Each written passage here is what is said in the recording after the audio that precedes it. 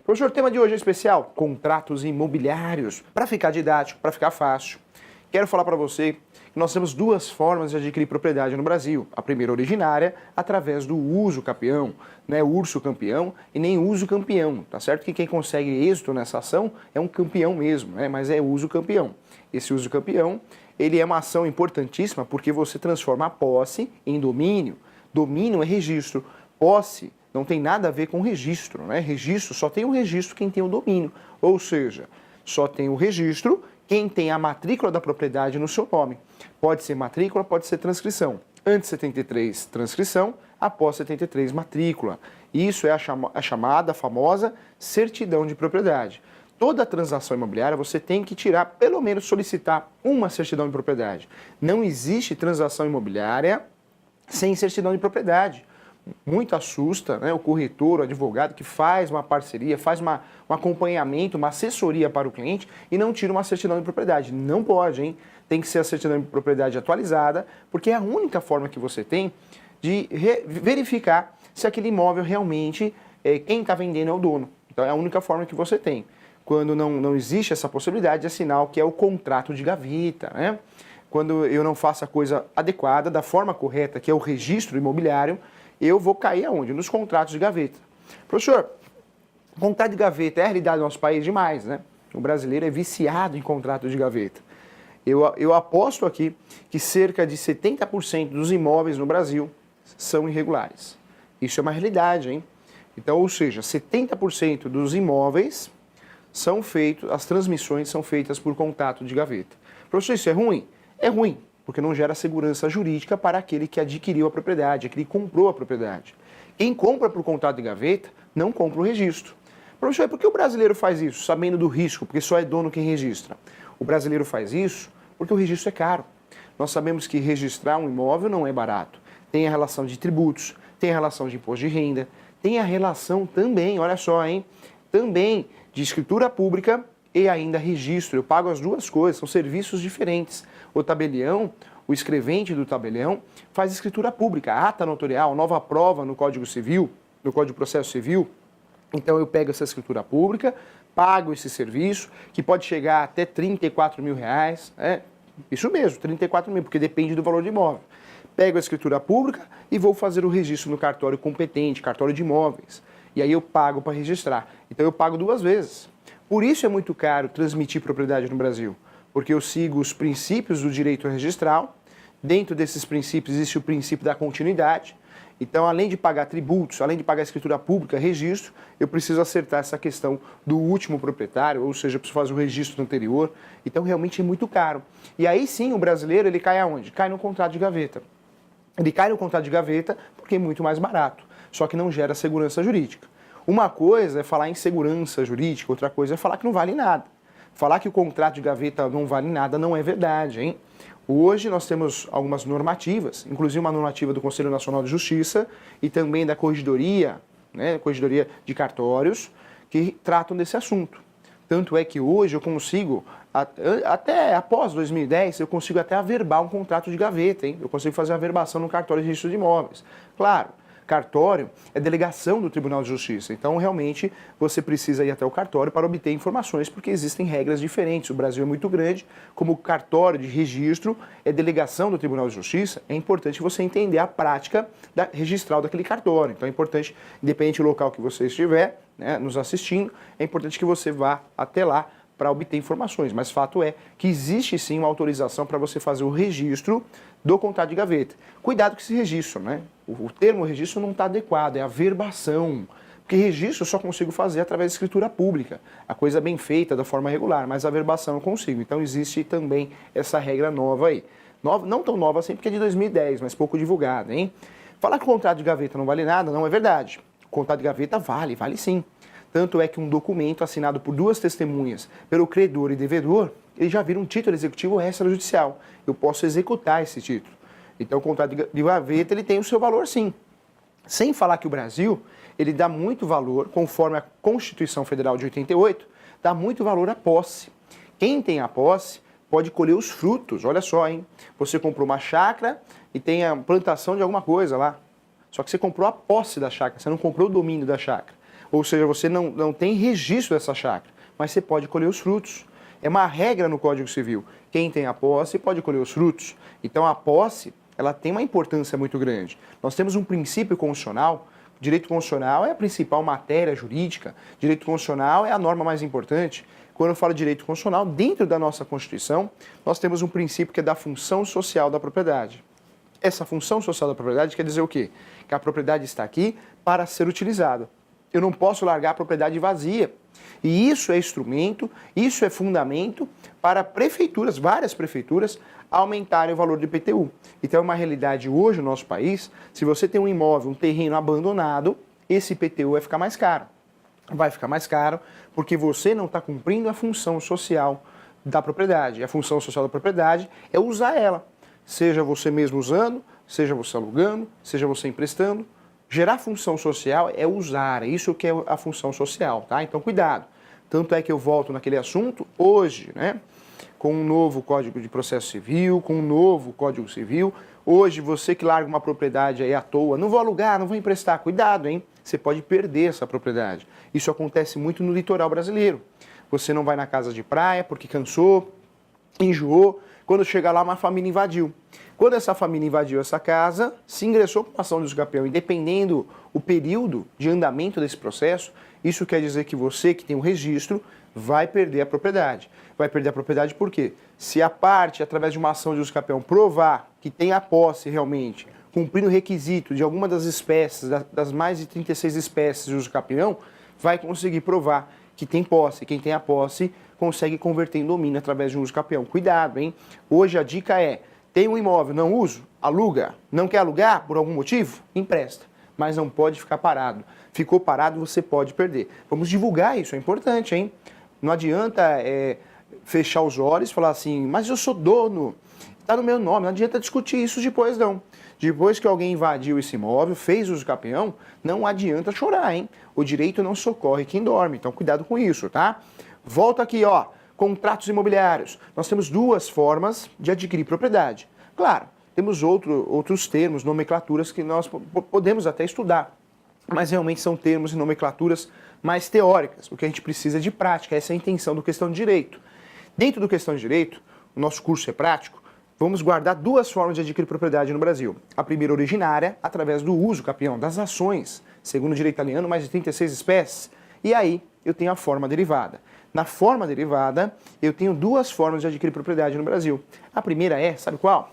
A primeira derivada é a de registro, a chamada de escritura pública, a de ata notarial. Acima de 30 salários mínimos, eu tenho que fazer o registro no cartório de imóveis. Acima de 30 salários mínimos, para conseguir registrar um imóvel cujo valor seja acima de 30 salários mínimos, eu preciso fazer escritura pública, senão eu não consigo fazer o registro. Todo imóvel acima de 30 salários mínimos, se eu quero registrar, eu faço uma escritura pública no tabelião e levo no cartório de imóveis para fazer o registro.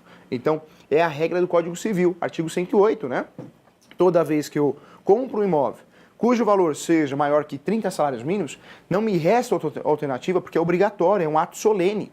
Eu tenho que fazer a escritura pública e depois eu pego a escritura pública e faço o registro, tá bom? Então fique atento em relação a isso. Professor, menos que 30 salários mínimos, eu preciso fazer escritura pública? Não precisa. Você consegue fazer o registro direto no cartório de imóveis, um procedimento administrativo. Então é importante você saber.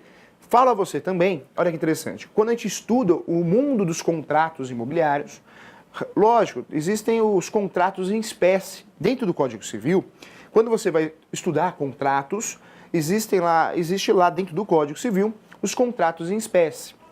Esses contratos em espécie, tem vários contratos, entre eles o comodato, entre eles o contrato de corretagem, entre eles o contrato de procuração, que é o chamado mandado, né, a procuração, entre outros diversos contratos. Mas deixando a coisa de forma mais prática e mais didática, que é isso que nós precisamos, no mundo dos contratos imobiliários, vamos falar dos contratos que a gente utiliza na prática, sem falar da teoria. Então, vamos lá, juntos. Contratos imobiliários. Quais contratos eu tenho, professor? Primeiro contrato que aparece, contrato prático, para ficar didático, é o contrato preliminar. O contrato preliminar, ou também conhecido como pré-contrato, ou minuta contratual, é aquele contrato que você, corretor de imóveis, deve utilizar com muita facilidade, porque é um contrato que vai amarrar o negócio. No mundo da cogitação, se você não amarrar o negócio, você não ganha a sua comissão, você não ganha os seus honorários. Chega uma hora que o corretor, ele tem que dar uma forçadinha na situação, né? O corretor, o advogado, e aí, você comprador, você quer comprar mesmo? Você vendedor, você quer vender mesmo? Então vamos assinar um contrato, porque senão vai ficar no mundo da cogitação. E se ficar no mundo da cogitação, ninguém ganha nada. A cogitação não tem validade no mundo jurídico. Eu costumo brincar em aula, em palestra, que a cogitação, ainda bem que não tem validade nenhuma no mundo jurídico. Porque o que tem de gente aí querendo, né, matar a sogra, né, o sogro, é um exemplo, né, a cunhada, o cunhado. Então, ainda bem que ninguém conhece os seus pensamentos, né, tem acesso aos seus pensamentos. Por quê? Cogitação não vale nada. Pensei em bater na pessoa, não vale nada, porque você não fez. Ainda bem, né, porque tem gente que pensa bobagem na hora que está nervoso, né, então realmente não vale nada. Então, no mundo jurídico não vale nada a cogitação. Para sair dessa cogitação e realmente cair na prática, o que eu devo fazer? Eu devo realmente fazer esse contrato. Contrato preliminar ou pré-contrato, contrato facultativo, você vai usar o título que você achar mais bonito, né, mais fácil. Mas é um contratinho, basicamente 2 páginas, 2 laudas, só para amarrar o negócio. É para amarrar o negócio. Esse contrato, você, corretor, tem que fazer, é importante. E é um contrato que você tem o seu modelinho. É um contrato que vai estar lá o título, contrato facultativo, contrato preliminar, minuta contratual ou pré-contrato, tudo a mesma coisa. Vai ter o preâmbulo, comprador, vendedor. Vai ter o objeto, que é o imóvel, e vai ter as condições de pagamento. Pagamento à vista, pagamento parcelado, vai ter as condições da entrega da posse, quando vai entregar a posse do imóvel, vai ter as condições do registro, se vai levar registro e quando vai levar registro. Olha quantas informações importantes. Se as pertenças do imóvel, né, ou seja, os bens imóveis que guarnecem aquela propriedade, se realmente está incluído no negócio ou não está. Então, tudo isso, todas essas informações é nesse contrato, que não vai passar de 2, 3 folhas no máximo. Esse contrato, eu posso usufruir dele também, porque esse contrato, dentro dele, pode ter a proposta e aceite. Nós sabemos que no mundo das transações imobiliárias, esse maravilhoso mundo, porque todo mundo precisa morar em algum lugar, né? Então, a gente realmente, transação imobiliária é muito importante, porque em algum lugar a gente vai morar. Melhorou a situação, mora num lugar maior. Piorou, mora num lugar menor. Piorou muito, aluga, mas tem que morar. A gente tem que morar e comer, né? Então, realmente é um fascinante mundo, porque realmente a gente precisa. Para você fechar o negócio, precisa da proposta e aceite. Proposta, o comprador. Aceite, o vendedor. Isso pode ser feito por um papel, instrumento particular. Pode ser feito por e-mail, tem validade, o Supremo já se manifestou a respeito disso. Mas você pode fazer a coisa mais completa jogando isso dentro do contrato. Olha que legal, dentro do contrato preliminar, chamado contrato preliminar. Então, esse contrato preliminar dentro do mundo dos contratos imobiliários é um contrato muito importante, hein? É um contrato que fecha o negócio, é um contrato que bate na mesa e fala, fechou. Aí nasce o seu direito de comissão, nasce o direito de ganhar os seus honorários. Esse contrato, posso ter até cláusulas em relação à situação da desistência por parte do comprador e do vendedor. Fato é que esse contrato, se não tiver uma cláusula falando de rescisão, de desistência, vai valer o Código Civil. E que o Código Civil fala a respeito disso. Se o comprador desistir, uma regra clara, uma regra antiga que você até já sabe, só relembrando, se você desistir, comprador, você perdeu o sinal. É isso mesmo. Comprador desistiu, perdeu o sinal. E se o vendedor desistir? Perde o sinal? Não, ele devolve o sinal em dobro. Ou seja, o prejuízo é o mesmo, né? É uma indenização justa. Na omissão de uma indenização ou uma multa rescisória, prevalece a vontade do Código Civil, tá? Então fique atento. Esse contrato preliminar, você, corretor, você mesmo vai fazer. Deixa na sua área de trabalho, no seu pendrive, no seu HD, você que está nos assistindo, tem imobiliária, é um contratinho padrão para fechar o negócio. Tem que ter o quê? O objeto, título, objeto, que é o imóvel. Lembra você que o contrato bem feito começa com a cópia, né? Quando eu chego no objeto, tem que copiar o que está na matrícula, na transcrição. Muita gente tem preguiça de copiar, porque normalmente aquela matrícula, aquela transcrição, tem informações estranhas, né? Tenho certeza que você já pegou uma transcrição, uma matrícula, e começou a ler a descrição do imóvel, o imóvel situado ao sol, do lado direito, né, do rio. Você fala, nossa, meu Deus do céu, que informação é essa? Você não dá nada para essa informação, mas se tem essa informação, coloque dentro do contrato. Porque amanhã ou depois, realmente num litígio, numa ação chamada adjudicação compulsória, que é uma ação de obrigação de fazer, eu, comprador, obrigo o vendedor a colocar o meu nome, o imóvel, né? Essa ação, muitas vezes, se eu não tenho um contrato muito bem feito, muito bem elaborado, eu não consigo o registro, mesmo com a sentença procedente, ou seja, mesmo com a ordem judicial. Por quê? Porque o contrato não bate, erro de metragem. Contrato é muito importante ser bem feito, hein? Você, corretor, que assiste Questão de Direito, que é bem preparado, gosta dessa parte contratual, ótimo. Se você não sente segurança, faça parceria com o advogado, porque contrato é muito importante. Faz toda a diferença e vai gerar um pós-atendimento futuramente para você, tá? Então, o contrato preliminar é muito importante, é para fechar o negócio. Tem proposta, tem aceite lá dentro, tem também indenização por desistência, na omissão cabe o Código Civil. Baita contrato. Esse contrato eu utilizo após praticar os atos iniciais. E praticar os atos iniciais é realmente emitir o conjunto de certidões. Certidão de distribuição civil, né, federal, da jurisdição federal e estadual, certidão de distribuição criminal, da jurisdição também federal e estadual, certidão trabalhista, né, de ações trabalhistas, certidão de distribuição trabalhista, ações equivalem à distribuição e a certidão trabalhista de execução. Para ficar fácil das certidões aqui, ó, certidões básicas em uma transação imobiliária, certidão de distribuição civil, federal e estadual, certidão de distribuição criminal, federal e estadual, certidão de protesto, certidões de protesto do local do imóvel, Serasa SPC, uma pesquisa também vale a pena, e também a certidão trabalhista. Certidão trabalhista, cuidado, tem pegadinha, hein? Ó, duas certidões. A certidão de distribuição trabalhista, que o nome é outro lá. Lá não é, o nome não é distribuição, mas sim ações trabalhistas, é a mesma coisa. E a certidão de execução trabalhista, tá bom? Fica muito atento em relação a isso. É importante ter a folha de visita, é importante ter o auto de vistoria inicial e final, tudo tem que ter recibo, tudo isso é muito importante. Fique atento em relação a isso para não comer bola e realmente sofrer com a responsabilidade civil, né? Além da responsabilidade disciplinar. Lembra você, corretor, o principal contrato que você precisa usar no começo de tudo é a autorização de serviço, né? É o contrato de corretagem. Esse você tem que usar antes de tudo. Antes de qualquer coisa, é um contrato que você tem que usar. Vamos lá, bora então. Professor, passou então. Já sei o contrato preliminar, o pré-contrato, já entendi tudo sobre isso. Qual que é o próximo contrato de gaveta, ou chamado contrato imobiliário? É o contrato chamado compra e venda. Quando eu faço um compra e venda, paguei, levei. Só existe compra e venda quando eu pago e levo. Pagou à vista, isso é compra e venda. Instrumento particular de compra e venda. Contrato particular de compra e venda. Quer dizer o quê? Que eu paguei e levei, tá? Então fique atento em relação a isso. Só existe compra e venda quando o pagamento foi à vista. Esse é o mundo ideal. Próximo contrato é o contrato de cessão de direitos possessórios. Só vende a posse quem tem a posse. Professor, ele tem um domínio, ou seja, o imóvel está no nome dele, ele tem um registro, ele pode vender a posse? Pode, mas para que vai fazer isso, meu filho? Vai perder dinheiro, né? Posse. Tem mercado, a posse tem mercado. E a posse não vale mais que 60% do valor de mercado. Professor, vou comprar uma posse e vou pagar o preço do valor do mercado. Está errado, né? Porque posse não tem segurança jurídica. Posse você pode perder. Cuidado com isso, né? Quando eu compro a posse, é um risco. Pode dar certo, pode dar errado. O dar certo é ingressar com uma ação de uso capião, né? Se já tem posse, aproveitando a posse de terceiros. Não é todo uso capião que eu posso fazer isso, só o extraordinário. Eu ingresso com uma ação para regularizar aquele imóvel. Ou eu vou ficando na posse até ter um lapso temporal, vou chamar da posse, e eu ingresso com o uso capião, eu regularizo.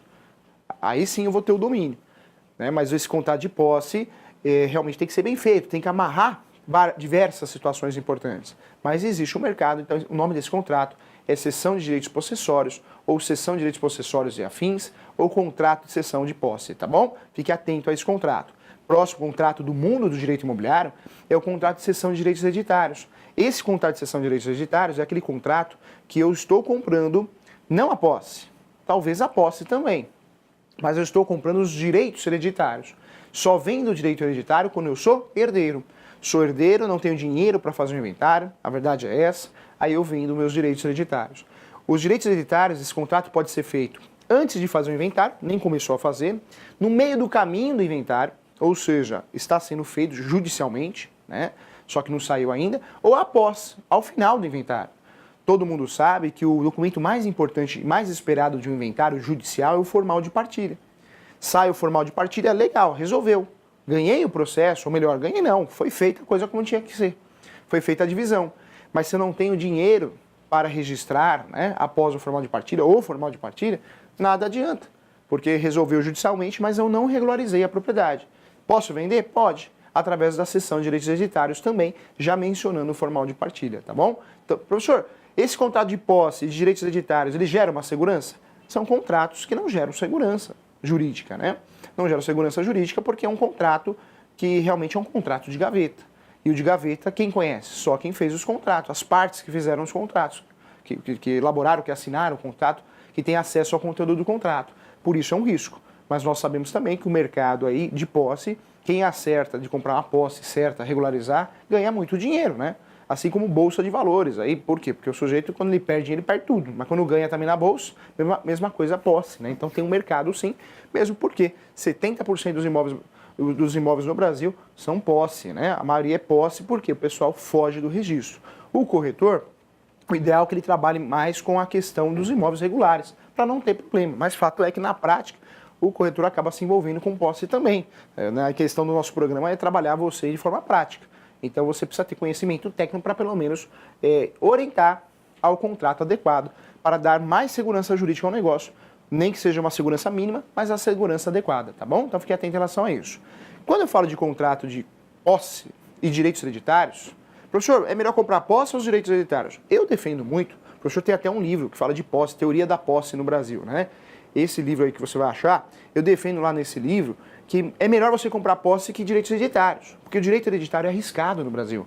Quando você compra direitos hereditários, ou você compra de todo mundo ou não compra de ninguém, porque existe o chamado direito de preferência nos direitos hereditários. Olha que problema sério. Então, posse é mais fácil de regularizar do que os direitos hereditários, tá bom? Então fique atento em relação a isso.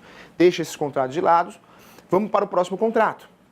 O contrato que eu quero falar agora é o contrato de compromisso de compra e venda. Professor, é igual promessa, né? Tem doutrinador, tem profissionais da área que defendem que o contrato de promessa e compromisso é a mesma coisa. Na minha opinião, e de muitos juristas e de muitos doutrinadores, não é. Cada um tem a sua função específica. Não pode ser bagunçado desse jeito. Cada contrato é um contrato, cada título é para um objeto. Compromisso é um contrato que eu compro de você e você está devendo. Ou melhor, eu estou devendo para você. Então tem dívida. Toda vez que eu compro um imóvel, mas tem dívida, o nome desse contrato é compromisso. Compromisso, porque tem dívida. É o contrato adequado. Promessa pode ter dívida ou não, mas tem uma obrigação de fazer no meio do caminho. Professor, não entendi nada. Vai entender. Olha como vai ficar didático, ó. Compromisso, quando eu compro com um contrato, compromisso de compra e venda, a coisa é palpável, eu consigo pegar, eu consigo enxergar. Quando eu compro com contrato de promessa, eu não consigo pegar na coisa. Por quê? Porque é uma promessa. Promessa é promessa.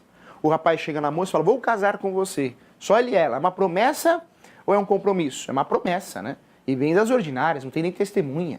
Compromisso não. Compromisso de comprou aliança, falou com a mãe da moça, com o pai da moça, marcou a festa do casamento. Se desistir, tem indenização. Já gera dano moral, hein? Olha o risco aí. Cuidado, hein? Professor, por que você está falando isso? Para você ficar mais fácil de enxergar. Volto nesse assunto, tá o casalzinho lá, né? Todo contente que vai casar. Olha o prédio e fala, olha aquele prédio, nós vamos morar no 14º andar. Aquele prédio que tem uma violeta na janela, tá vendo? Cortina vermelha. Nossa, amor, que lindo, lá mesmo, lá mesmo. Quer dizer que é o quê? Um compromisso. Por quê? Consegue ver, consegue enxergar. Promessa eu não consigo enxergar, não consigo ver. Vai construir ainda. Quando eu compro na promessa, eu estou comprando uma expectativa de direito real. É isso que eu quero que você entenda, hein?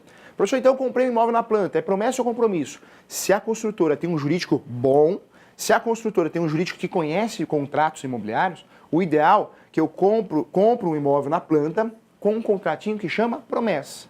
E aí amanhã depois vira compromisso. Professor, então na construtora pode mudar de nome esse contrato? Pode. Começa como promessa, levantou o prédio, saiu a BITS, pronto, compromisso. Vai mudando de nome, tá? Então fique atento, não dá para falar que é tudo igual, hein?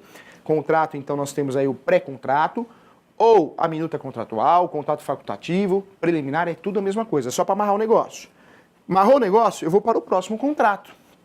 Vou para o próximo contrato, porque vai ser feito de gaveta, ou o próximo contrato, um contrato bem feito, para levar à escritura pública. Esse contrato, o nome dele pode ser compromisso, pode ser promessa, ou se for o pagamento à vista, pode ser compra e venda, hein? Olha que legal, olha que bacana. Esse é o fascinante mundo dos contratos. Quando eu falo dos contratos imobiliários, são os contratos mais utilizados. Contrato preliminar ou facultativo, que é para amarrar o negócio. Compra e venda, pagou, levou, à vista. Promessa é o contrato que vai construir ainda. Compromisso, tem dívida, né? Posse é posse, estou vendendo a posse, quem tem a posse pode colher os frutos. E o compromisso, promessa não, os direitos hereditários, que eu estou comprando os direitos hereditários de quem tem os direitos hereditários, tá bom? Olha quanto Quantas questões importantes, hein? Olha uma pergunta boa aqui. Vamos lá, uma pergunta que equivale aí à pergunta da questão X. Professor, esses contratos de gaveta servem para regularizar o imóvel? Vou repetir a pergunta, hein? Professor, esse contrato de gaveta serve para regularizar o imóvel? Sim, serve, porque ele faz prova da posse. Todo contratinho de gaveta, numa futura ação de uso capião, numa futura ação de adjudicação compulsória, serve para você provar a posse. Então ele serve sim, claro que serve. Serve para comprovar a posse que você tem e serve para regularizar o imóvel. E serve para alugar. Pode alugar quem tem a posse ou quem tem o domínio, tá bom? Olha que legal a resposta da pergunta.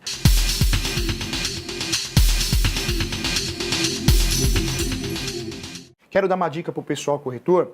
Nós temos um projeto que chama CBEL. Se você for no canal do YouTube e digitar CBEL, com 2 L's, é um projeto, na verdade, uma escola, que o professor está fazendo a coordenação, e aí eu fiz um projeto lá e foi aprovado, do curso da primeira fase completo para OB gratuito e vários cursos para corretores profissionais da área do direito imobiliário, como você corretor. Então vai ter muito curso gratuito. Entra no canal do YouTube, CBEL, e aí você faz a sua inscrição lá, CBEL com 2 L's, tá bom? Faz a sua inscrição porque tem muito curso de direito gratuito lá, online, tá? É um canal no YouTube. Digita lá CBEL com 2 L's, CBEL e faz a inscrição. Vai te ajudar, tá bom? Com muito carinho. Tudo que é gratuito, a gente tem que divulgar.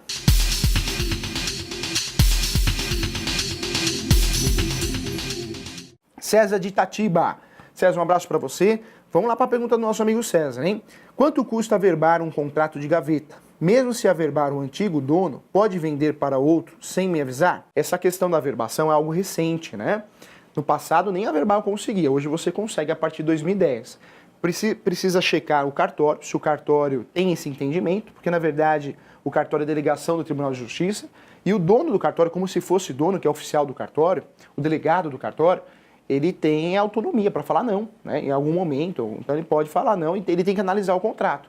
Mas fato é que esse contrato vai depender sempre, como qualquer coisa no direito imobiliário, do valor do imóvel, do valor do contrato, né, do valor que foi feita a venda do contrato. Esse contrato ele é importante porque ele ajuda, né, evitar fraude, essa averbação, mas precisa checar no cartório o tipo de contrato que você tem, se o cartório faz. Mas já é, pelo menos, uma novidade importante e a gente tem que insistir, tem que verificar no cartório se pode fazer essa averbação, tá? Então, César, é muito interessante essa novidade, pouco divulgada. Você vê de 2010 e o pessoal não sabe ainda. É engraçado, né? A mídia divulga muita coisa ruim, coisa boa não divulga. Tem que divulgar, né? É uma pena isso. Então, vai no cartório, fez a transação imobiliária, contrato de gaveta, vai no cartório obter informação sobre a averbação. Valor, com base na compra e venda, sempre com base no valor da compra e venda, tá? Mas checa essa informação sim, consegue a averbação, não é barato, mas já gera alguma coisa. Fato é que não é, averbação não é registro, né? Registro é a transmissão, segurança mesmo, mas já é alguma coisa. Já o outro, com a averbação, já gera publicidade, evita uma fraude. Então é importante obter essa informação, tá bom? Então realmente é importante você obter informação direto no cartório para que eles possam analisar esse contrato, se pode averbar ou não. Mas o fato é que já tem essa orientação desde 2010. Ótima pergunta, um abraço para você. Vamos para a próxima aqui, ó. José Carlos. Tenho 2 dúvidas. Na escritura de apartamento, o cliente tem que pagar as despesas de desmembramento da unidade comprada? E a escritura de uso capião tem a mesma validade da escritura normal para financiamentos? O uso capião é uma ação originária. Quando eu ganho o uso capião, quando é procedente a ação, pum, nasceu um imóvel novo. É isso, nasceu um imóvel novo. Por quê? Não vai contar mais a matrícula antiga. Vamos esquecer ela. Vai nascer um imóvel novo com a matrícula limpa, virgem, no nome do seu cliente, né? Do proprietário. Então, na verdade, essa questão de desmembramento, no uso capião nem precisa fazer. Porque o uso capião eu preciso provar a posse daquele imóvel. Porém, vai ser feita uma perícia, então vai nascer uma matrícula nova, já com o imóvel no tamanho adequado e com um número novo. Tá? Então o uso capião não precisa fazer essa parte de registro, não. É uma abertura de uma matrícula nova, tá bom? O Fábio de Mairinque, um abraço pessoal de Mairinque. Professor, vez de fazer uma venda em inventário, contrato, posso fazer esse inventário direto no cartório, junto com a venda via escritura pública e já registrar, sendo capaz, maior e com todos os consentimentos de todos? 10, Fábio. É importante no inventário a gente lembrar que o inventário hoje, atualmente, assim como a retificação diária, assim como o divórcio e a separação, pode ser feito no cartório. E quando eu falo cartório, é tabelião, né? Porque muitas vezes o cartório faz registro, o tabelião faz escritura pública. O inventário, quando é feito no mundo judicial, do Poder Judicial, ele é feito de forma judicial, através de petição inicial, e o fim dele é o formal de partilha. No cartório, ou seja, no tabelião, é escritura pública. Ideal. pegou uma transação imobiliária, o cliente tem condições de regularizar o imóvel, se é inventário, já faz no tabelião, porque já regulariza e já sai no nome dele. Ótimo. Lembrando a você que o inventário é feito no tabelião por escritura pública. É um pouco mais caro, sim, né? Mas compensa, se o cliente tem condições, é a melhor das oportunidades aí, tá bom? Olha só, o Hudson, nome de cantor, hein? Bom dia, tem um modelo específico de contrato para o registro direto aos imóveis de valor abaixo de 30 salários mínimos? Na verdade, Hudson, abaixo de 30 salários mínimos, o Código Civil não obriga a fazer escritura pública. E aí você pode fazer um contratinho de gaveta e você consegue, né? Tem alguns requisitos que o cartório vai exigir, entre eles a assinatura, a autenticação, né? Não por semelhança, autenticidade. Então tem alguns requisitos, mas não tem uma regra específica. Então o importante é sempre fazer um contrato bem feito. O que é um contrato bem feito? Título, objeto, ou melhor, preâmbulo, né? Então as partes. Que é casado, vai no contrato. Falou em casamento, não tem como fugir, vai no contrato. E além desse contrato aí com preâmbulo, o objeto, copiando a matrícula, a transcrição, é muito importante. Valor, condições, entrega da posse, tudo isso, tá bom? Olha só, o Fábio, passei um contrato de compra e venda ao comprador, já pagou 50%. Agora que a escritura já está pronta para ser lavrada, livre e desembaraçada, o comprador está demorando para pagar o restante e ir para a escritura. Fogo, né? Isso é muito comum. Aí a ação adequada, Fábio, é a ação de adjudicação compulsória. Adjudicação compulsória é uma ação para você obrigar o vendedor a passar para o seu nome. Então, adjudicação compulsória é uma ação de obrigação de fazer, que no mundo do direito imobiliário ganha esse nome bonito, adjudicação compulsória. Faça essa ação, tá bom? Que aí se você conseguir, o juiz vai obrigar a fazer a transmissão, se não obrigar, sai a carta de adjudicação e você faz direto, tá bom? Pandora, sempre acompanha nosso programa pelo YouTube, olha que legal, hein? Bom dia, no contrato de locação residencial, sendo a garantia feita por fiador, no contrato apenas descreva o imóvel do fiador como prova de que ele tem bens suficiente? 10. Adorei a pergunta. Pandora, é locação. Locação regulamentada pela Lei 8.245 de 91. Eu tenho 3 garantias. Ou eu uso uma das 3, ou não uso nenhuma, porque eu posso fazer o contrato de locação sem garantia. Fato é que eu só posso usar uma garantia de 3. Quando eu coloco 2 garantias, ele tem dupla garantia, e aí ele é nulo de pleno direito. A grande confusão no contrato de locação é calção com fiador. Fiador é a garantia, não preciso mencionar imóvel nenhum. Eu posso guardar numa pastinha, né, uma certidão, né, de propriedade de 2 imóveis dele, um imóvel, mas não pode aparecer no contrato. Apareceu no contrato, existem 2 garantias. Por quê? Você está falando de fiador e está jogando um imóvel dentro do contrato. Isso quer dizer o quê? Que você deu calção. Calção e fiador. Não pode, hein? Fiador é só o nome do fiador. Fiador é a garantia. É a garantia obrigacional. O fiador é o cara que levanta a mão e fala, se não pagar, pago eu. Com tudo, hein? Por isso não tem bem de família para o fiador. Não coloca o imóvel, tá bom? Obrigado, acompanhe nosso programa. Acesse lá o professor no Facebook, é Júlio Sanches 2. Um abraço para vocês, sucesso, ótima semana. Tchau, fui!